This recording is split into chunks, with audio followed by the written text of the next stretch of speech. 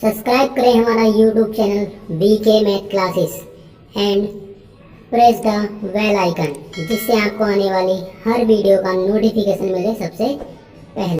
Hello everyone, स्वागत है आपका मेरे YouTube channel VK math classes में।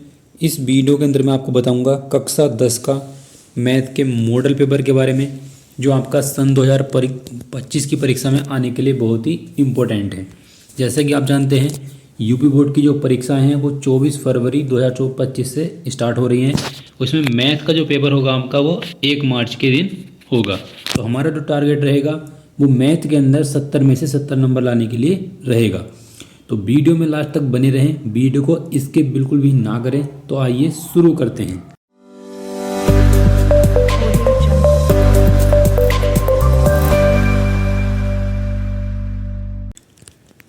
यहाँ पर आप देख सकते हैं, यहाँ लिखा हुआ है कक्षा 10 विषय गणित का ये मॉडल पेपर है आपका। और पेपर जो होता है आपका वो पूर्णांक 70 नंबर का, यानी 70 नंबर का पेपर होता है। हाई स्कूल में सभी जो पेपर होंगे आपके वो 70 नंबर के ही होंगे। इसमें आपको जो समय दिया जाएगा वो दिया जाएगा 3 घंटे 15 मिनट का समय है। यहाँ पर कुछ निर्देश दिए हुए हैं जो छात्र को या छात्र छात्राओं को पढ़ लेने चाहिए। जैसे कि पहला निर्देश आपको दे रखा है, सभी प्रश्न आपके अनिवार्य हैं। इस प्रश्न पत्र में आपको 2 खंड दे रखे हैं। अगला आपको दे रखा है, इस प्रश्न के अंदर ये जो पेपर है आपका उसके अंदर आपके 20 बहुविकल्प प्रश्न मिलेंगे, जिनका उत्तर केवल आपको OMR सीट पर ही देना है। इसके बाद आपको दे रखा है कि OMR सीट को अगर मान लो आपका कोई क्वेश्चन गलत हो जाता है तो आपको OMR सीट के ऊपर ना तो इसे इरेज करना है और ना ही उस पर आपको कोई फाइटर लगाना है। तो जब भी आप OMR सीट को भरें, यानी कि अपना जब आंसर भरेंगे तो बिल्कुल सोच समझकर सही आंसर भरें। इसके बाद आपको दे रखा है दूसरा खंड, वह में आपको 50 अंक के वर्णनात्मक प्रश्न मिलेंगे जो आपको अपनी नोटबुक के अंदर करने हैं। और आगे दे रखा है इस खंड में आपको कुल 5 प्रश्न दिए होंगे। उसके बाद आपको दे रखा है प्रत्येक प्रश्न के आगे उसके अंक भी दे रखे हैं, यहाँ पर आप देख सकते हैं। इसके बाद हम देखते हैं, यहाँ पर आप देख सकते हैं, जहाँ आपका जो खंड ए है, इस खंड ए में आपको दे रखा है पहला प्रश्न आपको दे रखा है किन्हीं 2 संख्याओं का एलसीएम बोलते हैं लेस है। तो लेस है आपको दे रखा है सवाल के अंदर 60, और HCF हम बोलते हैं मैस आपको दे रखा है 3। उनमें से एक संख्या आपको दे रखी है 12, तो हमें दूसरी संख्या निकालनी है। तो इसके लिए हम क्या करेंगे, इसके लिए हम फॉर्मूला अप्लाई करेंगे, LCM इंटू HCF बराबर होता है पहली संख्या गुणा दूसरी संख्या। तो LCM इसका कितना आपका 60, तो यहाँ पर हम 60 रख देंगे, और गुणा यहाँ पर हम रख देंगे 3 बराबर पहली संख्या आपको दे रखी है 12, दूसरी संख्या हमें निकालनी से हम x मान लेंगे।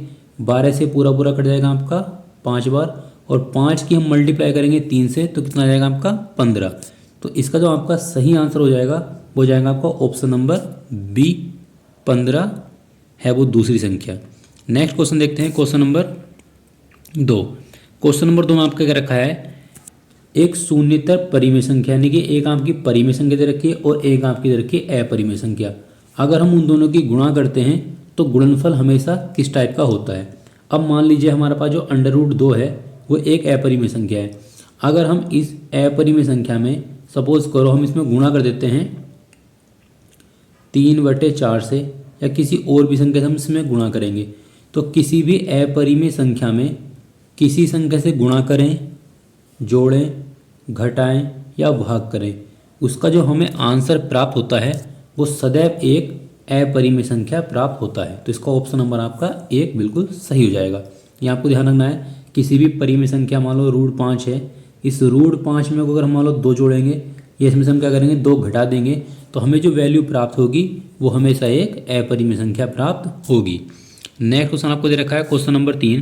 क्वेश्चन नंबर 3 में आपको दे रखा है, यहाँ आपको एक रेखा दी हुई है, यहाँ भी आपको एक रेखा दी हुई है। हमें बताना है इनमें से कौन सा आपका आंसर विकल्प सही है। तो इसमें आपको ऑप्शन दे रखा है कि अद्वितीय हल है, दूसरा आपको दे रखा है अपरिमित रूप से अनेक हल है, फिर दे रखा है आपका कोई हल नहीं है, या 2 हल होंगे। तो सबसे पहले हम क्या करेंगे, इस पहली वाली इक्वेशन की कंपेयर कर लेंगे। यहाँ से हम क्या करेंगे A1 B1 C1 के मान निकालेंगे, और समीकरण 2 से हम क्या करेंगे A2 B2 C2 के मान निकालेंगे और फिर हम क्या करेंगे इनको अपोन में लगाकर सोल्व कर लेंगे, यानी कि A1/A2 बराबर B1/B2 बराबर C1/C2। अगर सारी वैल्यू बराबर आती हैं तो ये कहलाता है आपका अपरिमित रूप से अनेकल है। तो इसका जो आंसर आएगा आपका वो सभी का आंसर निकल कर आएगा आपका 1/4, क्योंकि हम A1/A2 करेंगे तब भी 1/4 आएगा, B1/B2 करेंगे तब भी 1/4 आएगा, C1/C2 तब भी आपका 4 आंसर 1/4 आंसर आएगा, यानी कि सारी वैल्यू आपकी बराबर रहेंगी। इसलिए इसका जो आंसर हो जाएगा वो हो जाएगा आपका ऑप्शन नंबर बी, अपरिमित रूप से अनेक हल होंगे। नेक्स्ट क्वेश्चन देखते हैं। क्वेश्चन नंबर आपका है क्वेश्चन नंबर 4। क्वेश्चन नंबर 4 में आपको क्या रखा है वह, ये क्वेश्चन बहुत इंपॉर्टेंट है। इस टाइप का क्वेश्चन आपको 23 और 24 में भी पूछा गया है कि वह बड़ी से बड़ी संख्या ज्ञात करनी है हमें कि 70 और 125 में विभाजित करने पर आपको जो शेषफल है वो कितना बचना चाहिए 5, दूसरा आपको दे रखा है 8। तो इस टाइप के क्वेश्चन हम किस तरह से करते हैं। तो सबसे पहले आपको ध्यान रखना है कि आपको क्या रखा है क्वेश्चन में बड़ी से बड़ी। अगर बड़ी से बड़ी संख्या हमसे पूछता है तो हमें इसका निकालना है HCF यानी कि में से, इसका में से निकालेंगे। और फिर आपको क्या रखा है इस 70 में से हम क्या करेंगे 5 माइनस कर देंगे, 125 में से 8 माइनस कर देंगे, फिर जो संख्या बचेंगी उनका में से निकाल देंगे। तो इसका जो सही आंसर आएगा आपका वो हो जाएगा आपका ऑप्शन नंबर 1 13। नेक्स्ट क्वेश्चन आपका है क्वेश्चन नंबर 5 में आपको दे रखा है 3 के प्रथम 5 गुणजों का योग। 3 के प्रथम 5 गुणज कौन कौन से होते हैं, तो एक तो 3 होगा, एक 6 हो जाएगा, एक हो जाएगा आपका 9, एक हो जाएगा आपका 12 और एक हो जाएगा आपका 15, यानी कि वे संख्याएं जो आपकी 3 से कटती हैं। और प्रथम 5 संख्याएं हमें लेनी है, तो ये आपकी क्या है 5 संख्याएं हैं। अगर हम इन सब संख्याओं को जोड़ेंगे तो इनका जो आपका टोटल हो जाएगा वो जाएगा आपका 45, जिसका ऑप्शन नंबर 1 बिल्कुल सही हो जाएगा। नेक्स्ट क्वेश्चन आपको दे रखा है क्वेश्चन नंबर 6। इसमें क्या रखा है एक आपको द्विघात समीकरण दी हुई है, द्विघात समीकरण दे रखी है, ये आपको एक द्विघात समीकरण दे रखी है और हमें ये बताना है कि इस द्विघात समीकरण के बारे में इनमें से कौन सा कथन आपको सही है। तो हम क्या करेंगे सबसे पहले, अभी देखो इसमें ये रखा है विविक्तर के बारे में क्या रखा है। तो सबसे पहले हम क्या करेंगे इस दी गई समीकरण की द्विघात समीकरण की तुलना करेंगे, वहाँ से ABC के मान निकालेंगे। जब हम ABC के मान निकालेंगे तो यहाँ पर हम क्या करेंगे D वाला फॉर्मूला अप्लाई करेंगे, यानी विविक्तर वाला फॉर्मूला यहाँ पर हम अप्लाई करेंगे। तो जैसे ही हम विविक्तर वाला फॉर्मूला अप्लाई करेंगे वहाँ से हमारी जो D की वैल्यू हमारी निकल कर आएगी वो आएगी -8, क्योंकि मैंने सोल्व कर रखा है तो इसकी जो आंसर आएगा वो -8 निकल कर आएगा। अब जो माइनस की संख्या होती है वो 0 से भी क्या होती है छोटी होती है। और अब जब हमसे क्या रखा है अगर मान लो कोई संख्या 0 से छोटी है तो इसका मतलब ये है कि वो संख्या आपकी वास्तविक भी नहीं है। तो दिए गए समीकरण का जो विविक्तर आएगा वो 0 से कम आएगा और वो आपका क्या होगा मूल वास्तविक नहीं होंगे। तो इसका आपका ऑप्शन नंबर A और B दोनों सही हो जाएंगे। तो ये जो आंसर आपको दे रखा होगा वो दे रखा है आपका ऑप्शन नंबर A में। ऑप्शन नंबर A में आपको दे रखा है A और B दोनों, तो A और B दोनों आपका सही हो जाएगा। अगला क्वेश्चन आपको दे रखा है क्वेश्चन नंबर 7। इस क्वेश्चन नंबर 7 में क्या रखा है AOBC एक आयत है जिसके 3 शीर्ष आपको दे रखे हैं, ये एक A है, ये O है, ये B है। तो हमें इसके विकर्ण की लंबाई निकालनी है। इस तरह से एक बन जाएगा आपका आयत। यहाँ पर हम रख लेंगे A का मान, यहाँ रख लेंगे B का मान और यहाँ रख लेंगे हम C का मान। तो हम क्या करेंगे A से C की दूरी निकालेंगे, क्योंकि ये भी आपका विकर्ण होगा। तो हम क्या करेंगे A से C की दूरी निकालेंगे तो यहाँ पर हमारी जो वैल्यू निकल के आएगी वो निकल गया आपकी 34, यानी कि 34 आ जाएगा इसका सही आंसर। नेक्स्ट क्वेश्चन आपको दे रखा है क्वेश्चन नंबर 8। इस क्वेश्चन नंबर 8 में क्या रखा है एक समीकरण आपको दे रखी है द्विघात समीकरण, इसका एक मूल आपको दे रखा है 1/2। तो K का मान क्या होगा ये हमें बताना है। तो इसके लिए हम क्या करेंगे सबसे पहले हम क्या करेंगे यहाँ से मान निकाल देंगे अल्फा प्लस बीटा का, यानी कि मूलों का योग होता है -B/A। फिर हम निकालेंगे अल्फा इंटू बीटा होता है आपका C/A।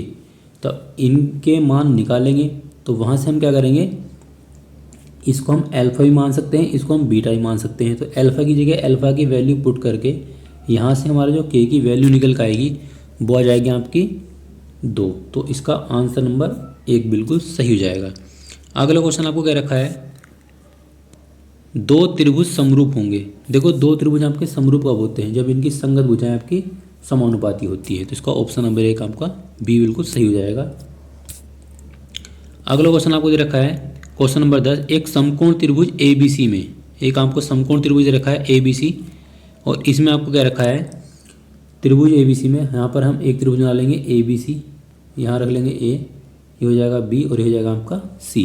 क्यों क्या रखा है कि कोण सी जो है वो 90 डिग्री का है। ए सी का मान आपको दे रखा है 3, बी सी का मान दे रखा है आपको 4, तो सी से जाने वाली माध्यिका इसकी लंबाई हमें निकालनी है। तो हम क्या करेंगे, बिंदु सी से ए बी पर एक लंब डाल देंगे, तो हमें इस लंब की लंबाई हमें निकालनी है। तो इसके लिए हम क्या करेंगे, यहाँ से पहले हम कर्ण निकाल लेंगे। कर्ण जो हमारा निकल कर आएगा वो आ जाएगा आपका 5, क्योंकि हम यहाँ पर पाइथागोरस प्रमेय अप्लाई करेंगे। तो कर्ण का वर्ग बराबर आधार का वर्ग प्लस लंब का वर्ग, तो ये जो आपकी मान निकल कर आएगा वो आ जाएगा आपका 5 निकल कर। और हमें इसकी निकालनी है माध्यिका, माध्यिका की माप। इसका जो सही आंसर हो जाएगा वो हो जाएगा आपका option number A. Option number आपको दे रखा है 2.5 सेंटीमीटर। नेक्स्ट क्वेश्चन आपका क्वेश्चन नंबर 11। क्वेश्चन नंबर 11 में क्या रखा है, यदि sine theta minus cos theta की वैल्यू आपको दे रखी है 1, तो हमें वैल्यू निकालनी है साइन की घात 4 थीटा प्लस कोस की घात 4 थीटा की वैल्यू क्या होगी। तो सबसे पहले हम क्या करेंगे, इस वाले पद का, ये जो हमको पहला वाला पद दे रखा है, इसका दोनों साइडों का वर्ग कर देंगे। वर्ग करने पर आपको यहाँ से थीटा की वैल्यू मिल जाएगी। अब थीटा की वैल्यू निकल कर आ जाएगी, इसमें थीटा की जो वैल्यू आपकी निकल कर आएगी वो आएगी आपकी 135। अब जो थीटा की वैल्यू 135 आपकी निकल कर आएगी, इस वैल्यू को हम क्या करेंगे, इस समीकरण में पुट कर देंगे, और यहाँ से आपकी जो वैल्यू इसकी निकल कर आएगी वो आ जाएगी आपकी 1/2, यानी कि ऑप्शन नंबर सी बिल्कुल सही हो जाएगा। नेक्स्ट क्वेश्चन आपको दे रखा है क्वेश्चन नंबर 12। क्वेश्चन नंबर 12 में क्या रखा है, यदि साइन 2a की वैल्यू आपको दे रखी है, मतलब साइन 2a बराबर दे रखा है 2 साइन a, तो हमें बताना है कि कोण a के लिए क्या बराबर होगा। तो इसको हम किस तरह से सोल्व करेंगे, यहाँ पर हम साइन 2a का फॉर्मूला खोल देंगे, 2 sine a into cos a बराबर 2 साइन a आपको पहले से दे रखा है, तो ये वाला पद इससे पूरा पूरा कैंसिल हो जाएगा। तो यहाँ बचेगा कोस a बराबर 1, कोस a बराबर आपका क्या बचेगा, 1 बचेगा, और कोस में जो 1 होता है वो होता है 0 का मान, तो इसका आपका ऑप्शन नंबर 1 बिल्कुल सही हो जाएगा।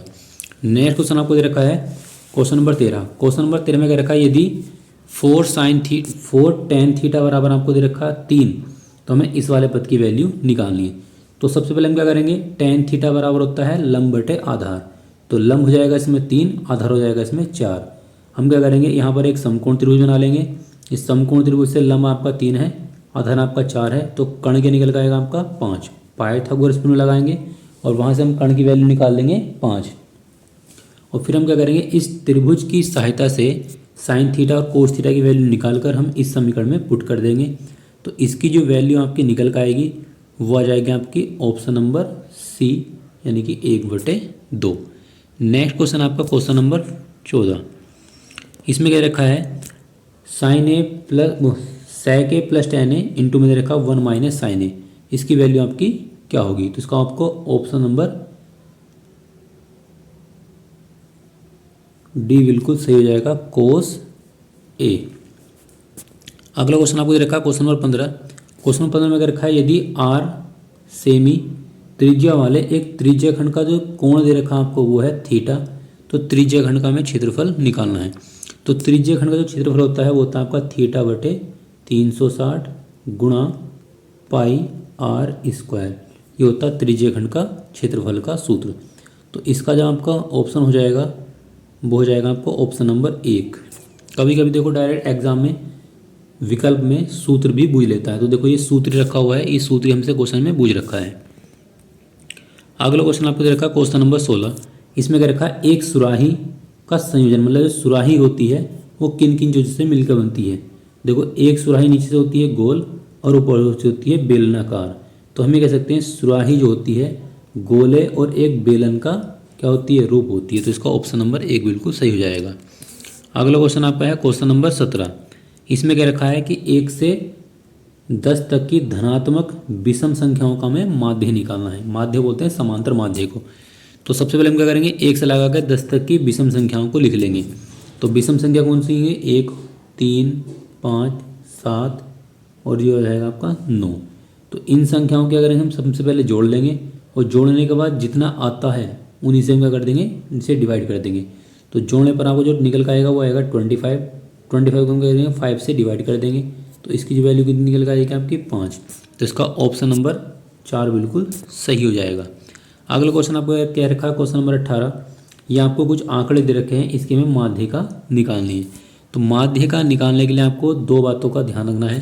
पहली बात तो ये कि जो आपको आंकड़े दे रखे हैं या तो ये आरोही क्रम में हो या लिखे हुए हों अवरोही क्रम में। ये तो हमने आरोही क्रम में लिखना है या अवरोही क्रम में लिखना है, तो ये आपके सारे क्या है, आरोही क्रम में लिखे हुए हैं। फिर हम क्या करेंगे, इनको काउंट कर लेंगे कितने हैं, 1 2 3 4 5 6। ये कुल मिलाकर आपको 6 अंक हैं। तो 6 का आपको होता है सम। तो सम के लिए माध्यिका का सूत्र अलग होता है और विषम के लिए माध्यिका का सूत्र अलग होता है। तो हम क्या करेंगे, यहाँ पर सम वाला फॉर्मूला अप्लाई करेंगे और अप्लाई करने के बाद हम इसको सोल्व करेंगे। तो इसका जो आपका आंसर आ जाएगा वो जाएगा आपको ऑप्शन नंबर सी, यानी कि 33/2। अगला क्वेश्चन आपको दे रखा है, ये क्वेश्चन बहुत इंपॉर्टेंट है और 2-3 बार से एग्जाम में पूछा भी जा रहा है और 2025 के अंदर भी ये वाला क्वेश्चन एग्जाम में पूछा जाएगा।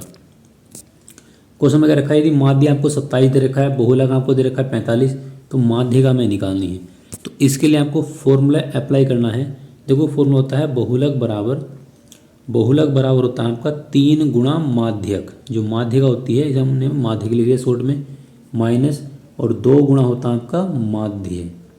ये आपका फॉर्मूला होता है। अब हम क्या करेंगे, यहाँ पर जब वैल्यू पुट करके सोल्व करेंगे तो इसका जो आपका आंसर आ जाएगा वो जाएगा आपका option number B. Option number B आपको दे रखा है 33। लास्ट विकल्प है इसका। क्वेश्चन में क्या रखा है, जब एक पासे को फेंका जाता है तो 3 से छोटी विषम संख्या आने की प्रायिकता। अब देखो पासे के अंदर होते हैं 6 अंक। आपने सबने लूडो खेली होगी, उस लूडो के अंदर जो आपकी गिट्टी होती जिसे हम घुमाकर फेंकते हैं उसे हम बोलते हैं पासा। तो पासे के अंदर क्या होते हैं, कुल मिलाकर 6 डिजिट होती हैं, 1 2 3 4 5 6 तक। अब क्वेश्चन में क्या रखा कि 3 से छोटी, तो 3 से छोटी विषम संख्या तो आपकी केवल एक ही होगी। तो जब हम पासे को फेंकेंगे उसके अंदर क्या है 6 अंक है, तो जब हम उस पासे को फेंकेंगे तो एक ना एक बार हमें 3 से छोटी संख्या प्राप्त होगी और वो जो आपकी क्या होगी, विषम संख्या होगी। तो 3 से छोटी विषम संख्या आने की जो प्रायिकता है वो जाएगी आपकी 1/6। तो ये जो आपके कुल मिलाकर 20 बहुविकल्प प्रश्न थे जो मैंने आपको बताया, ये सभी क्वेश्चन आपको सोल्व करके, अगर आप डायरेक्ट सोल्व कर सकते हैं तो डायरेक्ट ही, और डायरेक्ट नहीं कर सकते तो आप अपनी फेयर में सोल्व करके इन क्वेश्चनों को अपनी OMR शीट में फिल कर सकते हैं। और आपको इस बात का ध्यान रखना है कि जो क्वेश्चन आपने एक बार फिल कर दिया उसे हमें ना तो ही इरेज करना है और ना ही उस पर हमें वाइडनर का प्रयोग करना है। अगर आप ऐसा करते हैं तो उसके नंबर आपको नहीं मिलेंगे। अब हम देखते हैं वर्णनात्मक प्रश्न आपको किस टाइप के दे रखे हैं। ये आपको जो खंड वह है ये आपको करना है अपनी नोटबुक के अंदर, जो आपको कॉपी वहाँ से एग्जाम में मिलेगी। पहला क्वेश्चन क्या रखा है कि स्पष्ट कीजिए कि ये जो आपको दे रखी है एक भाज्य संख्या है और ये भाज्य संख्या क्यों है। तो को भाज्य संख्या हम उसे कहते हैं जो 1 से अधिक संख्याओं से कट जाती है। जैसे कि मान लो 6 है तो 6 आपका 2 से भी कटेगा और 3 से भी कटेगा, 1 से तो कटेगा।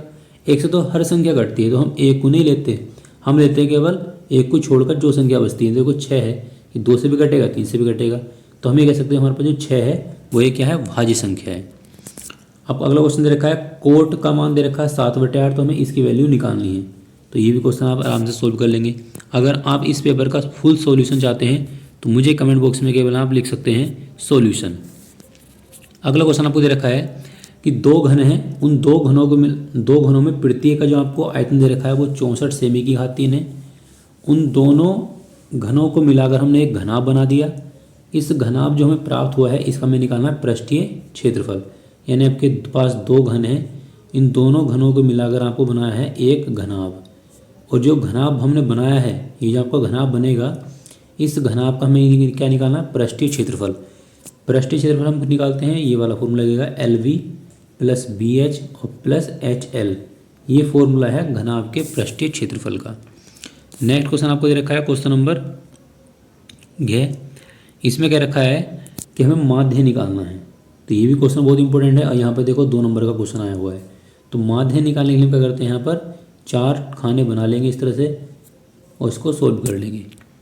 इस तरह की वीडियो मैंने डाल रखी है, अगर आप उस वीडियो को देखना चाहते हैं तो उसका लिंक आपको डिस्क्रिप्शन बॉक्स में मिल जाएगा, या आप उन वीडियो को मेरे चैनल की प्लेलिस्ट में जाकर भी देख सकते हैं। अगला क्वेश्चन आपको दे रखा है, ये बिंदु आपको दे रखा है -6,4। ये बिंदु ए और बी को मिलाने वाले रेखाखंड, ये आपका है बिंदु ए और ये आपका बिंदु बी। इस रेखाखंड को, ये जो बिंदु आपका -4,6 है, वो कौन से अनुपात में काटता है, ये हमें बताना है। अगला क्वेश्चन आपको दे रखा है, एक्स वाई में संबंध हमें ज्ञात करना है कि बिंदु x, y बिंदु 3,6 और -3,4 से क्या आपके समदूरस्थ हैं। तो सबसे पहले हम क्या करेंगे, इस वाले बिंदु की और इसकी दूरी निकाल देंगे, और इसी के साथ हम क्या करेंगे, इस वाले की दूरी निकाल देंगे। फिर दोनों की दूरी हम क्या करेंगे, दोनों को इक्वल रख के सोल्व कर देंगे। अगला क्वेश्चन आपको दे रखा है क्वेश्चन नंबर 2। ये सभी क्वेश्चन आपको 4-4 नंबर के दे रखे हैं। इसमें हम केवल 5 खंड को सोल्व करना है। द्विघात बहुपद दे रखा है, इसके हमें शून्यांक निकालने हैं और शून्यांकों के सत्य की जांच भी हमें करके दिखानी है। अगला क्वेश्चन आपको दे रखा है, दो संख्याओं के वर्गों का अंतर आपको दे रखा है 180। छोटी संख्या का वर्ग बड़ी संख्या का क्या है 8 गुना है, तो दोनों संख्याएं हमें ज्ञात करनी है। अगला क्वेश्चन दे रखा है कि सिद्ध कीजिए कि किसी वृत्त के किसी व्यास के सिरों पर खींची गई जो स्पर्श रेखाएं हैं वो समांतर होती हैं।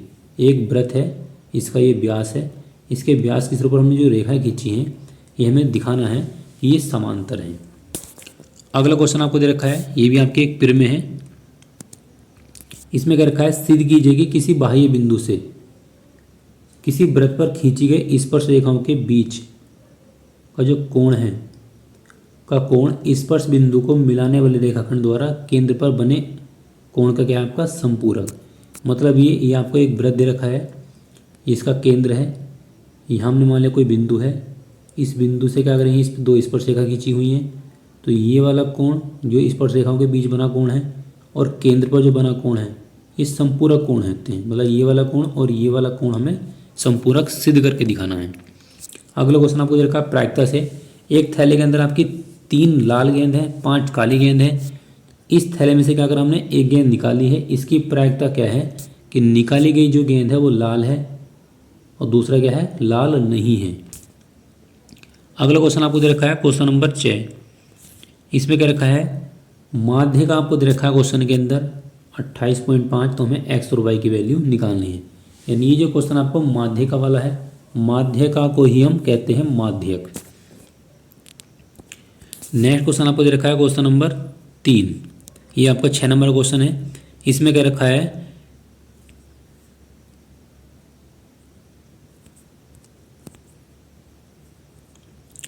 कि 2 अंकों की एक संख्या के अंकों को पलटने पर बनी संख्या के अंकों का योग कितना आ रहा, 66 है।